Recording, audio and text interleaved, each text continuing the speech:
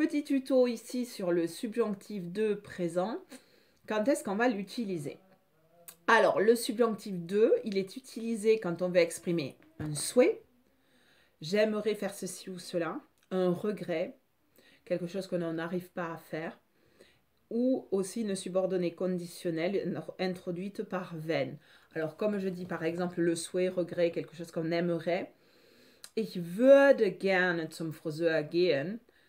Actuellement, j'aimerais aller chez le coiffeur, mais ce n'est pas possible.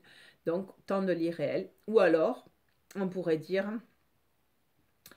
wenn ich heute in Paris wäre, würde ich ins Museum gehen. Si j'étais à Paris maintenant, j'irais au musée.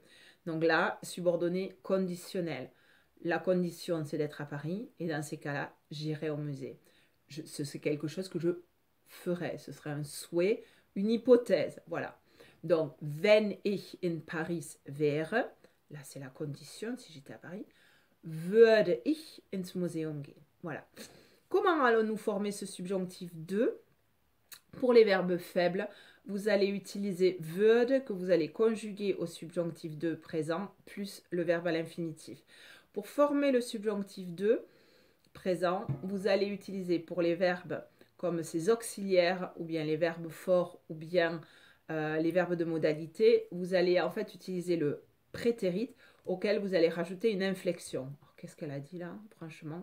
Ben, c'est simple. C'est qu'en fait, vous allez utiliser par exemple l'auxiliaire werden.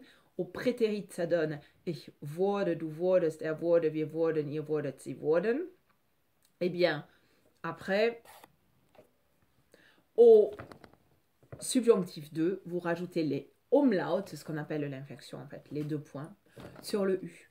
Au lieu de dire ich wurde, ça fait ich würde. Et alors, donc, il vous faut vraiment connaître par cœur sein, haben, werden au subjonctif 2.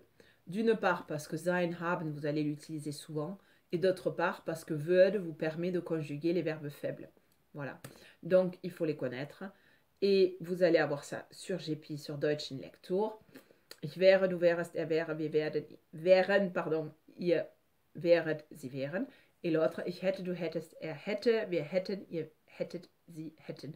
Alors là, vous allez dire sympa, elle a été un peu rapide, mais tout ça, vous l'avez par écrit sur Deutsch in Lektur. Et puis pareil pour würde. Et après, pour la formation aussi du subjonctif 2, c'est intéressant aussi de connaître les verbes de modalité qui vont avoir eux aussi leur façon de se conjuguer au subjonctif 2. Et franchement, si vous connaissez les auxiliaires plus les verbes de modalité, eh bien, après, vous pouvez déjà faire beaucoup de choses. Voilà. Donc, ce qu'on doit savoir, subjonctif 2 nous permet d'exprimer quelque chose d'irréel, une hypothèse, un souhait, ou alors ça nous permet de fabriquer une subordonnée conditionnelle. Voilà. Maintenant, quelques exercices pour vous. Tout ça sur Deutsch in Lektur. Tschüss!